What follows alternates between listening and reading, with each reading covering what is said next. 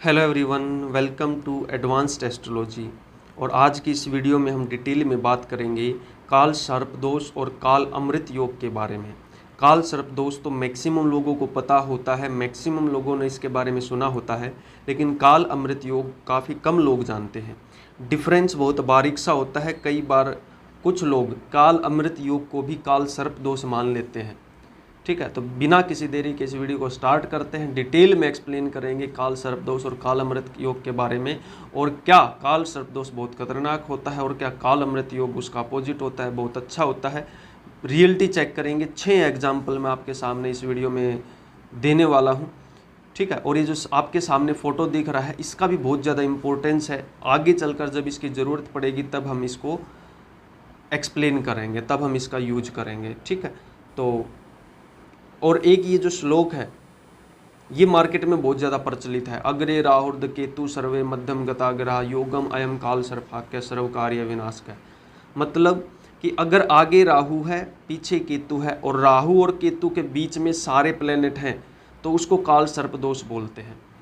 ठीक है, इसका अपोजिट अगर होगा तो काल अमृत योग होगा। आगे केतु, पीछे राहु, बीच में सारे प्लेनेट, तो वो काल अमृत योग होगा। ठीक है, लेकिन ये श्लोक किसी भी ज्योतिष शास्त्र में नहीं है, किसी भी हिंदू शास्त्र में नहीं है।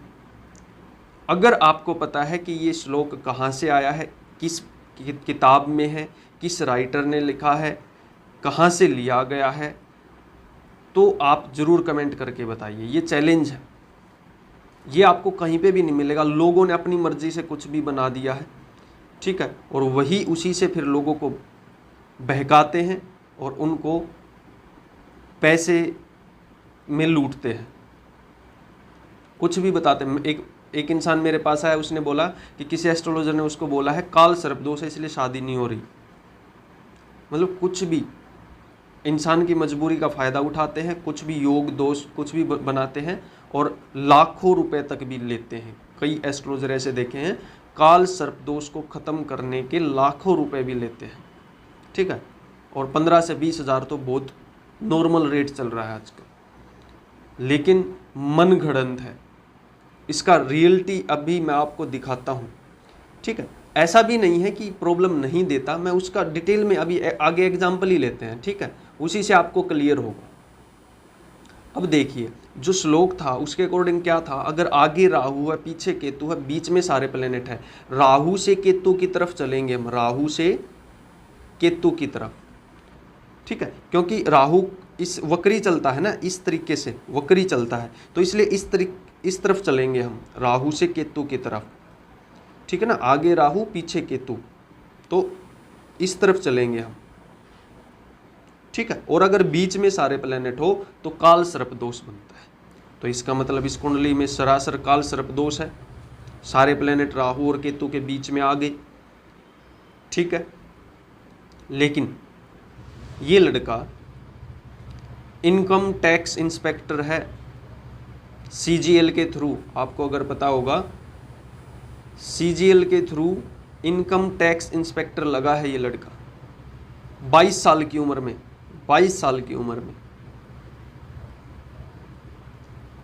ठीक है, तो अब बताइए काल सर्पदोष, और अगर इसी की जॉब नहीं लगती, बाई चांस इसी की जॉब नहीं लगती, तो कोई भी एस्ट्रोलॉजर इसे हजारों लाखों रुपए आराम से बना सकता था।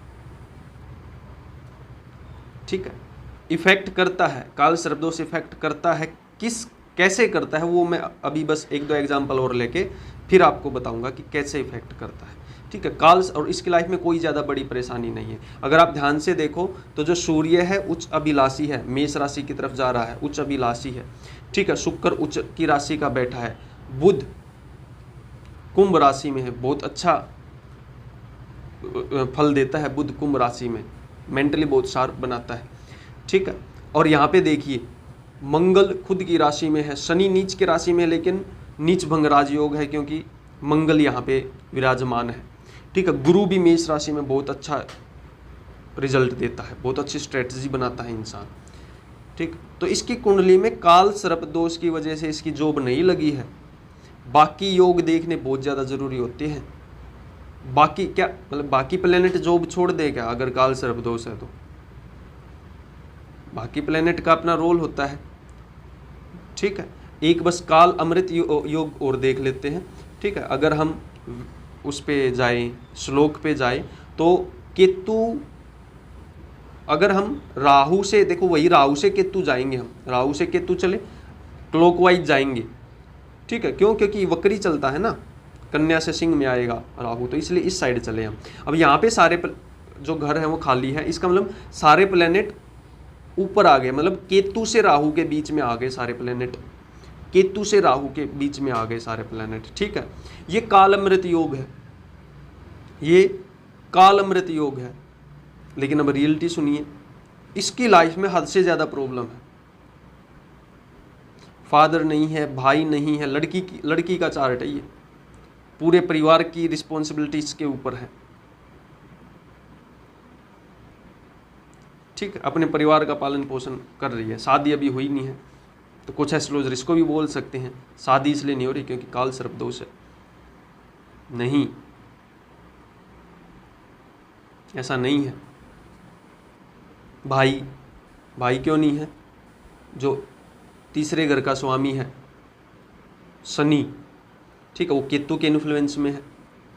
ठीक है, और जो नेचुरल भाई का कारक है, छोटे भाई का कारक है मंगल, वो राहु के इन्फ्लुएंस में है, इसलिए भाई नहीं है। काल सर्पदोष का इसमें कुछ लेना देना, या काल अमृत योग का इसमें कुछ लेना देना नहीं है। मतलब ये तो काल अमृत योग है ना यहाँ पे, तो कुछ लोग बोलते हैं काल अमृत योग बहुत अच्छा है। काल अमृत योग और काल सर्पदोष का केवल इतना सा काम है कि वो इंसान के नेचर को बताते हैं कि वो मोक्ष की तरफ जाना चाहेगा या पावर, पैसे, पोजीशन की तरफ जाना चाहेगा। और उसका भी मैं यहाँ पे आपको रीजन बताऊंगा क्या है। काल सर्पदोष केवल इतना बताता है, और वो भी सरफेस लेवल पे। बाकी प्लैनेट्स को भी देखना बहुत ज़्यादा ज़रूरी हो जाता है, लेकिन फिर भी सरफेस लेवल पे उसका रीजन क्या है। ये लड़की स्पिरिचुअल है, काफ़ी धार्मिक है,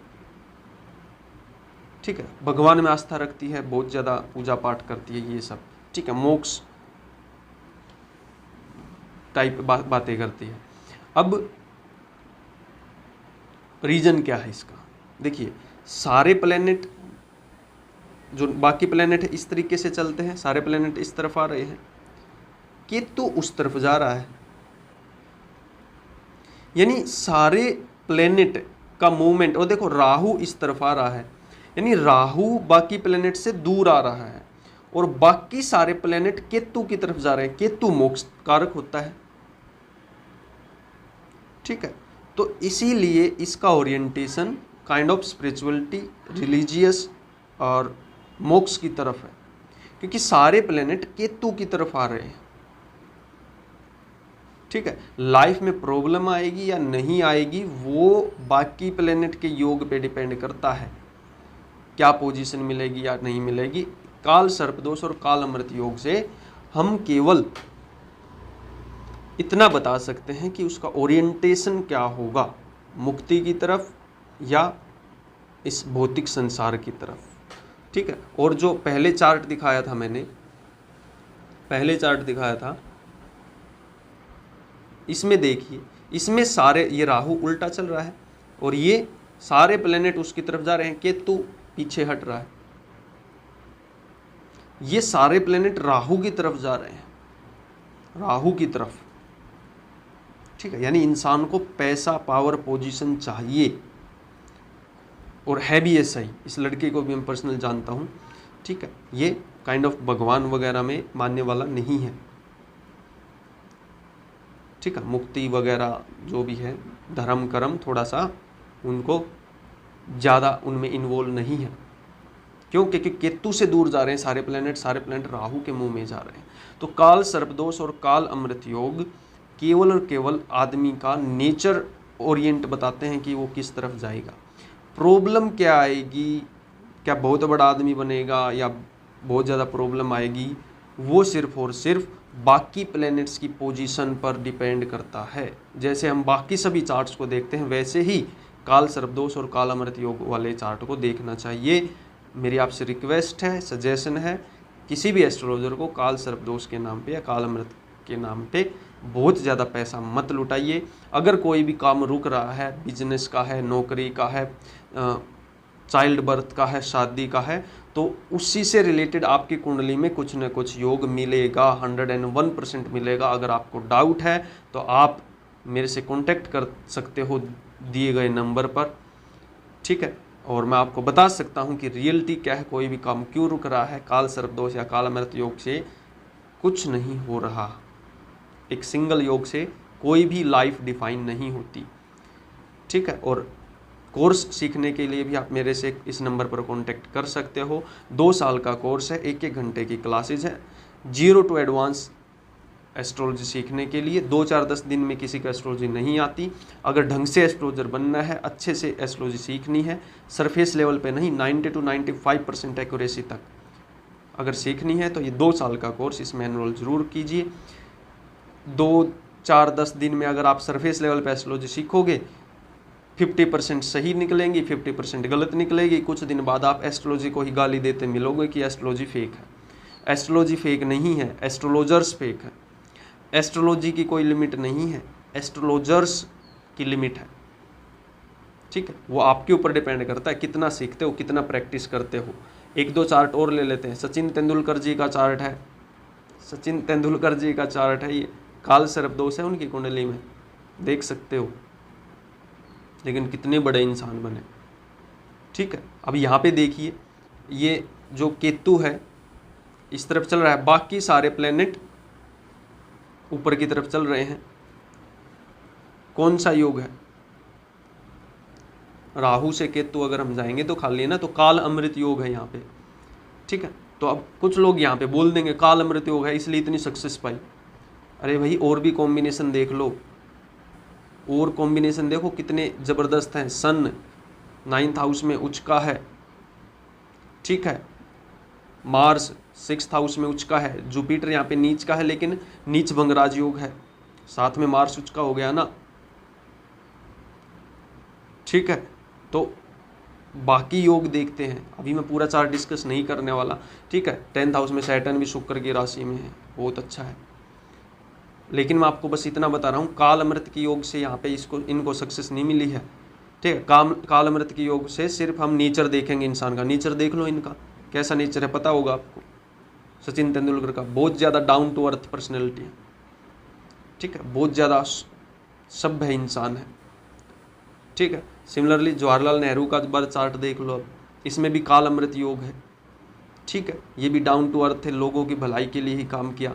बाद में अब कुछ भी देखो, अपने अपने मत है, वो मैं उस चीज़ पे नहीं जा रहा, बट स्टार्टिंग में एटलीस्ट 1947 तक तो इन्होंने देश हित में ही काम किया है। बाद में भी किया है, मैं उस चीज़ को डिनाई नहीं कर रहा, ठीक है। लेकिन कुछ लोग अपने अपने मत हैं, हो सकता है मान सकते हैं कुछ लोग कि भाई 1947 के बाद ये बदल गए थे, अपने लिए काम किया या वट एवर जो भी है, मैं उस चीज़ में नहीं बोल रहा। मैं बस इतना बोल रहा हूँ कि एटलीस्ट फर्स्ट हाफ जो है इनकी एज का, उसमें तो इन्होंने लोगों की सेवा ही की है, ठीक है। और ये देखिए मुसोलिनी का चार्ट है, ठीक है, डिक्टेटर थे ये। अगर ज़्यादा नहीं पता तो एक बार देख लेना विकीपीडिया पे, यूट्यूब पे, कहीं पे भी, ठीक है। बेनितो मुसोलिनी बहुत ज़्यादा कट्टर थे ये, डिक्टेटर थे, ठीक है। इनका चार्ट देखिए, काल सर्प दोष है, फिर भी राजा थे, डिक्टेटर थे, बहुत लंबे टाइम तक इन्होंने जो है राज भी किया, ठीक। लेकिन बच्चे नहीं थे, बच्चे को मार, मतलब जो फर्स्ट चाइल्ड था, पहला लड़का था, 25 साल की उम्र में मार दिया गया था। रीज़न क्या है? पंचमेश, देखिए पंचमेश अष्टम भाव में है सैटर्न, ठीक है। मैं अभी पूरा चार्ट डिस्कस नहीं करने वाला, और केवल हालांकि ये नहीं कि जिसका भी पंचमेश अष्टम में होगा उसके बच्चे की डेथ ही होगी, ऐसा नहीं है, बट सरफेस लेवल पे वो थोड़ा सा पॉसिबिलिटी बन जाती है। बाकी चीज़ें भी देखनी बहुत ज़्यादा ज़रूरी हो जाती है। मैं बस आपको बता रहा हूँ कि यहाँ पे काल सर्प दोष है, लेकिन डिक्टेटर थे, वही आ गया ना, काल सर्प दोष। नेचर देखिए कैसा था, डिक्टेटरशिप, पावर चाहिए, पैसा चाहिए, पोजीशन चाहिए, डिक्टेटरशिप। तो काल सर्प दोष है तो इंसान को डिक्टेटर टाइप, मतलब वही पावर पैसा पोजीशन चाहिए, काल अमृत योग है तो उसका रुझान काइंड ऑफ मोक्ष की तरफ, मुक्ति की तरफ, स्पिरिचुअलिटी की तरफ, धार्मिक कामों में लगेगा। ठीक है, अब ऐसा क्यों होता है, यहाँ पे भी देखिए, जो मैंने स्टार्टिंग में फोटो दिखाया था आपको, यहाँ पे देखिए जो जितने भी दैत्य हैं, राक्षस हैं, वो सारे धड़ की तरफ है। ठीक है, सॉरी, गर्दन की तरफ है। और जितने भी देवता गण हैं वो सारे पूंछ की तरफ हैं। ठीक है, और इसीलिए जो हेड होता है वो इनको राक्षसों को रिप्रेजेंट करता है, जो टेल सॉरी मतलब राहु को, जो हेड है वो राहु को रिप्रेजेंट करता है, जो टेल है वो देवताओं को, केतु को रिप्रेजेंट करती है, इसीलिए केतु मोक्ष कारक है। और एक स्टोरी और भी है इसमें एक राक्षस शामिल हो गया था जब इनको ये अमृत पिलाया जा रहा था, सवर भानु नाम का। तो फिर वो पता चल गया था इनको, तो सुदर्शन चक्र से उसकी गर्दन काटती थी, उसकी जो गर्दन है वो इस साइड आकर गिरी थी और जो उसका नीचे का पार्ट है वो यहीं पे गिर गया था। और फिर उनको प्लेनेट की भी संज्ञा दी गई थी, मतलब उसमें शामिल किया गया था, क्योंकि अमृत पी लिया था उन्होंने, मर नहीं सकता था। तो वो एक अलग स्टोरी है, बट यहाँ पे मैं आपको बस इतना समझा रहा हूँ कि राहु केतु की उत्पत्ति कैसे हुई, और यहाँ पे राहु को हेड क्यों लेते हैं और केतु को टेल क्यों लेते हैं। और जो मैंने अभी काल सर्पदोष और काल अमृत योग बताया, उसमें भी इसका रोल है कि सारे प्लेनेट राहु की तरफ अगर जाएंगे तो उसमें राक्षस जैसी प्रवृत्ति आएगी, मतलब राक्षस नहीं होगा, वही मतलब बेसिक नेचर उसका थोड़ा सा पावर, पैसा, पोजीशन की तरफ जाएगा। और अगर सारे प्लेनेट केतु की तरफ जा रहे हैं, काल अमृत योग जो हमने डिस्कस किया, तो उसमें थोड़ा सा इंसान स्पिरिचुअल ओरिएंटेड, रिलीजियस के प्रति थोड़ा सा मानने वाला होगा। ठीक है, तो आज की वीडियो में इतना ही। एक चार्ट और था गौतम अडानी जी का, ठीक है, इनको भी आप जानते होंगे। इनकी कुंडली में भी काल सर्प, कौन सा है, काल सर्प दोष है या काल अमृत योग है, काल सर्प दोष है। ठीक है, तो पावर पोजीशन है इनके पास। ठीक है, तो वही चीज़ है, बाकी योग देखने पड़ते हैं, केवल एक योग से आप लाइफ डिफाइन नहीं कर सकते।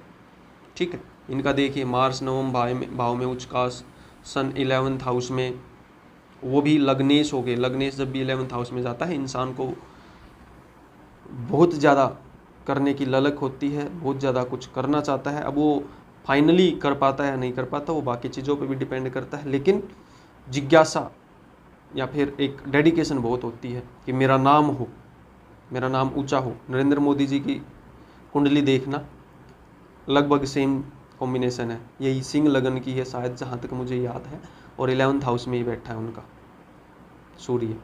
ठीक है, तो जब भी लगने से 11th में जाता है तो बहुत ज़्यादा एक्शन ओरिएंटेड इंसान हो जाता है, अगर बाकी कॉम्बिनेशन सही है तो तब की बात।